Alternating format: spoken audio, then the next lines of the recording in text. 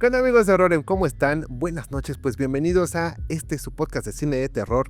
Hoy vamos a platicar de una película que se llama Speak No Evil, que en español le pusieron No hables con extraños. Es una película de 2024 que pues al final está basada en otra película que va a ser de 2022 que se llama exactamente igual. Es una película danesa y que en su momento ambas películas generaron bastante polémica y llamaron muchísimo la atención.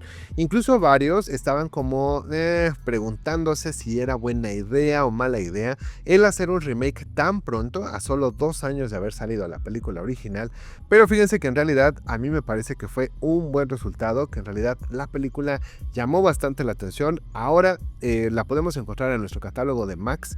Yo tengo en realidad muy poquito que me pude acercar para ver la película. Les voy a ser sincero, la verdad es que no conozco la película original, pero a partir de ver esta, la verdad es que sí me dieron un montón de ganas de poderle dar un vistazo a esta película de Speak No Evil. Pues fíjense que vamos a comenzar en nuestro buen formato de lo bueno, lo malo, lo feo. Ya estamos acostumbrados a más o menos platicarles las películas de esta forma, pero antes de comenzar a platicar de esto, creo que siempre vale la pena distinguir qué pasa entre esta transición, entre esta idea de la adaptación de las películas del cine europeo a algunas propuestas de cine norteamericano. Y es que al final de cuentas, desde los inicios de la historia del cine, siempre ha habido un marcaje muy importante en tanto lo que se hace desde el cine europeo y lo que se hace del cine en Estados Unidos. De siempre, amigos, en realidad la producción europea ha estado muy enfocada más bien en el trabajo con la historia, darle como muchísima más profundidad, a pues resaltar de cierta manera un poco los aspectos, si quieren pensarlo, más artísticos que tienen que ver con la construcción del filme. Y pues de cierta forma en la producción norteamericana siempre se ha buscado más como el ámbito de lo comercial, ¿no? Como el rollo de trabajar los elementos más hacia una parte vendible. Por lo tanto, pues casi siempre se suavizan las historias, casi siempre las producciones se vuelven pues con mayor presupuesto, un poquito más espectaculares. También generalmente se jala pues reparto que suele ser más reconocido, ¿no? Por lo tanto, pues esto hace que el espectador se acerque de manera mucho más fácil o mucho más directa. En este caso, por ejemplo, tenemos en el personaje protagónico a McAvoy, que pues en realidad ya es como uno de los íconos de cierta manera de este tipo de cine, de este tipo de películas. Y pues bueno, definitivamente la construcción sí está muy pensada, ¿no? Hacia este público norteamericano. Ojo, de repente para algunos esto va a hacer que las películas pues como que pierdan un poquito de calidad, como que pierdan un poquito de profundidad, ¿no? Y que de repente pues siempre está esta discrepancia de ver mejor la versión europea porque pues es como al final de cuentas la original. Pero también pasa que pues al final para el público norteamericano siempre se ha dicho que en realidad no le gusta leer los subtítulos y que pues generalmente se prefiere como que regionalizar o tropicalizar la propuesta cinematográfica, pero a mí me parece que en este caso el resultado no está mal, ¿no? Que lo que se ha logrado es un resultado bastante interesante. Sí, claro que está muy pensado hacia una lógica de cine muy agringado, pero que esto no necesariamente resulta negativo para la propuesta. Entonces vamos a platicar un poco de esta versión de 2024, qué pasa, qué funciona, cómo funciona, y pues vamos a empezar justamente por lo bueno. Y yo creo que uno de los detalles positivos que tiene Speak No Evil es justamente la parte de la producción. La verdad es que la producción está muy bien hecha, amigos. Llama muchísimo la atención la parte del trabajo en relación a la fotografía. De hecho, la fotografía está bastante bien. Hay de hecho una utilización de recursos interesantes. De hecho, todo está muy centrado hacia la parte de la dinámica del interior de la casa. Son pocas las tomas que más bien estamos viendo en exterior, lo cual a mí no me parece negativo, ¿no? Si bien por ahí leí algunas cosillas que en la otra pues resaltaba un poco más el contexto, utilizaba un poco más la parte del entorno, incluso como un personaje en sí mismo. Acá me parece que no está mal, o sea, la dinámica se vuelve muy familiar, se vuelve muy de contacto directo y se vuelve muy como íntima, ¿no? De cierta manera, lo cual pues ayuda justamente a mantener la atención. Por otro lado, yo creo que una de las cosas bastante positivas dentro de esto es también la dirección de arte. Me parece que hay muchos detalles, que hay muchos elementos que justamente nos dan guiños, nos dan notas, como que nos ayudan a la construcción de este entorno que sí tiene como detalles bien específicos específicos, bien particulares, y que pues de repente se siente como bastante trabajada, ¿no? Como bastante cuidada. No sé si necesariamente esto lo pondría dentro de lo bueno, pero esta parte de suavizar la historia, me parece que de repente relaja un poco la dinámica narrativa, que a mí me parece un respiro, porque de repente hemos estado viendo muchas películas muy cercanas al género del slasher, que son como muy densas, que son como muy brutales, ¿saben? Que de repente sí son como muy explícitas sobre las cosas que muestran, y en el caso de Speak No Evil en realidad no sucede eso. Están como evitados la parte de los jumpscares, están como evitados la parte de justamente como el trabajo con el susto fácil, y pues se está concentrando más en que prestemos atención pues a la parte de la tensión, a la parte de la incomodidad, a la parte de la emocionalidad que va generando cada uno de los personajes, que la verdad debemos reconocer que el trabajo actoral es bastante bueno, el trabajo de dirección es bastante bueno, y si de repente en algunas partes se llega como a aplanar un poquito la lógica narrativa y si se vuelve un poquito predecible el final, creo que esto no es necesariamente malo para el desarrollo de la historia, y que si bien todos los personajes son bastante buenos, principalmente el personaje de Paddy que va a interpretar McAvoy, la verdad es que está bastante bien, ¿no?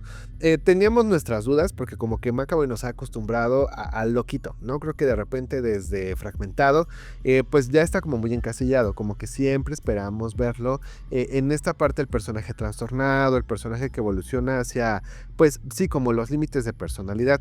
Y acá no, ¿saben? Acá el personaje está mucho más contenido, pero eso no evita que McAvoy nos dé bastantes matices sobre lo que pasa con este hombre que creo que representa como justamente a la parte del macho, a la parte, sí, del macho alfa, ¿no? Del que es muy impositivo, del que es muy autoritario, del que tiene mal carácter, del que explota así, y que de hecho no solamente su familia se ve sumisa ante sus órdenes, sino son todos, ¿no? Prácticamente todos en la película están bajo su control y están bajo sus órdenes. Entonces, creo que lo hace de manera muy orgánica, de manera muy natural, y que en contraparte también tiene el desarrollo de un primer personaje que conocemos que es muy agradable, que es muy carismático, muy lindo. Evidentemente, pues utiliza, ¿no? Toda esta parte de que es un hombre muy guapo, que es un hombre muy atractivo, pero no solamente es que esté guapo, sino que nos hace sentir cautivados de repente por su esencia, por su presencia,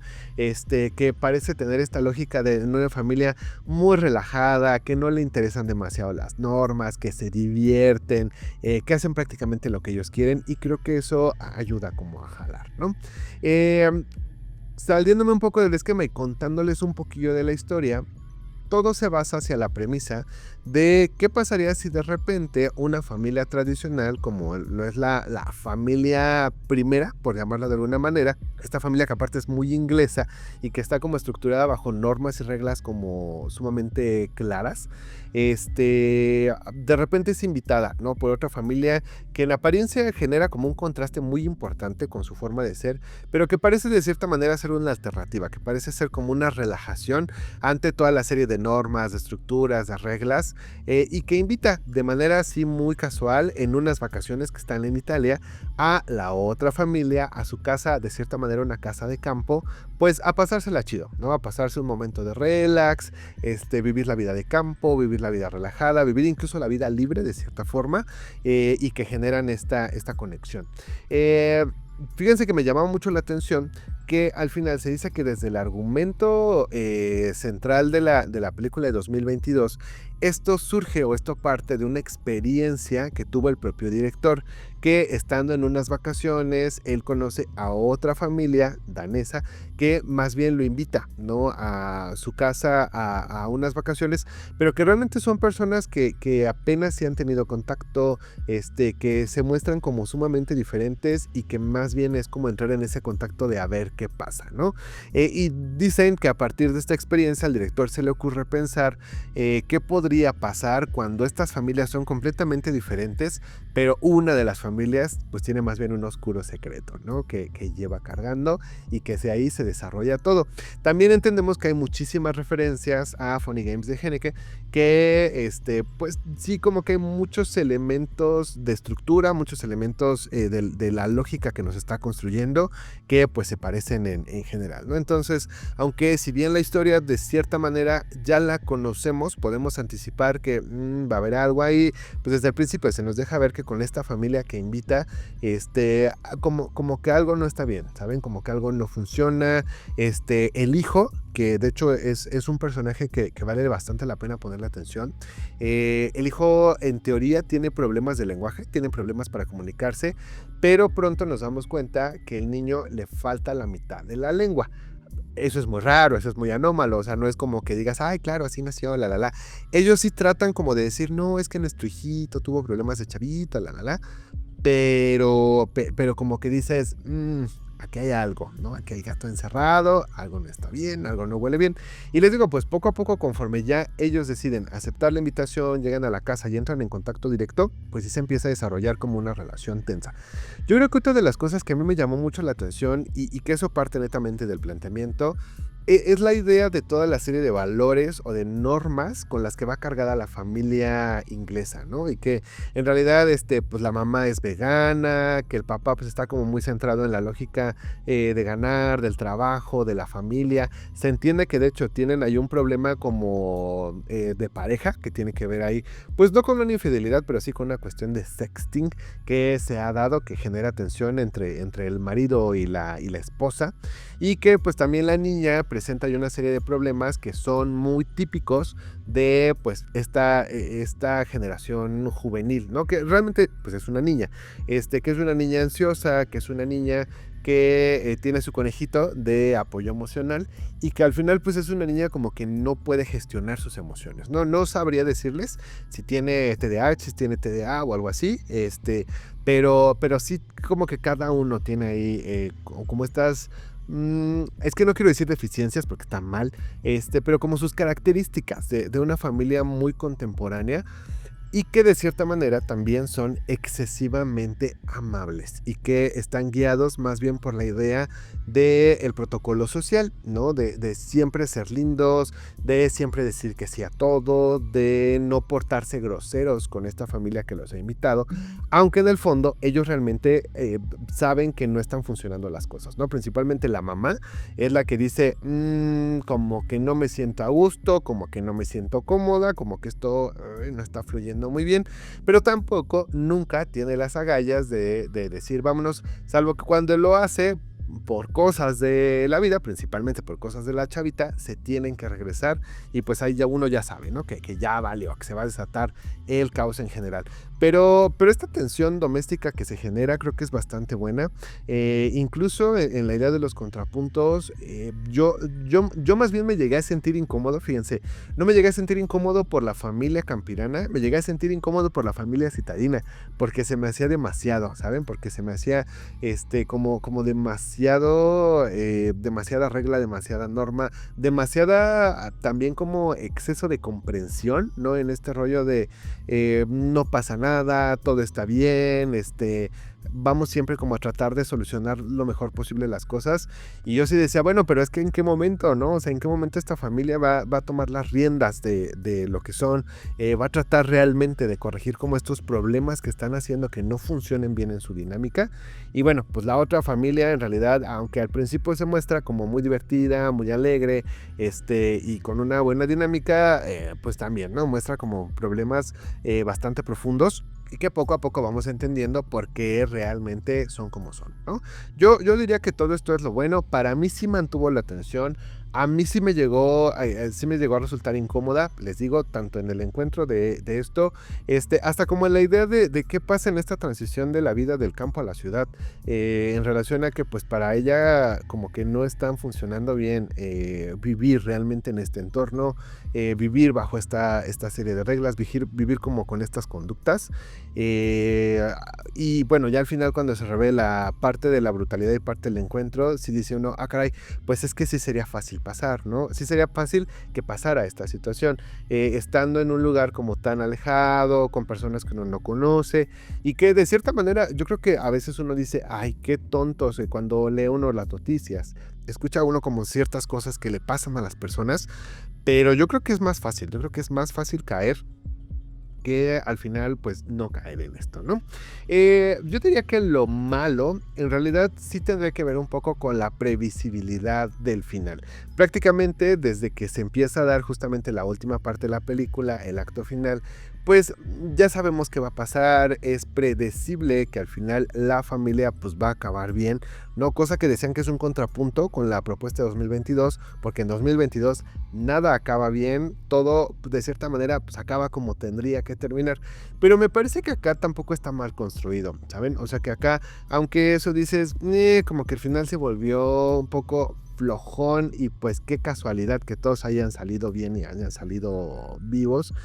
Creo que está bien anclado, creo que está bien encadenado en la cadena de sucesos que presenta, y si bien cuida bastante la parte de mostrar escenas demasiado explícitas, sí no las deja entrever, ¿no? Sí nos permite como saborear ahí dos, tres cosillas, más con el final muy final, donde no les voy a contar, pero el niño hace ahí algo que uno dice, ah caray, ¿no? O sea, este niño sí tenía como resentimiento, sí estaban pasando cosas, sí estaba muy consciente de lo que estaba sucediendo,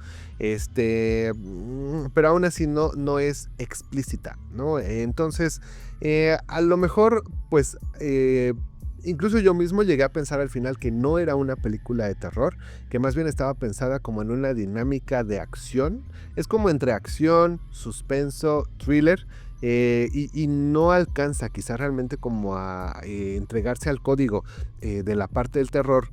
Creo que te mantiene bastante entretenido. La película dura prácticamente 2 horas. A mí no se me hizo nada pesada, no se me hizo tediosa. Me parece que es muy dinámica visualmente, sonoramente, rítmicamente. Entonces yo creo que eso hace que la película funcione, que la película trabaje bien, aún a pesar de como de este pequeño elemento de carencia, por si quieren llamarlo así de alguna manera.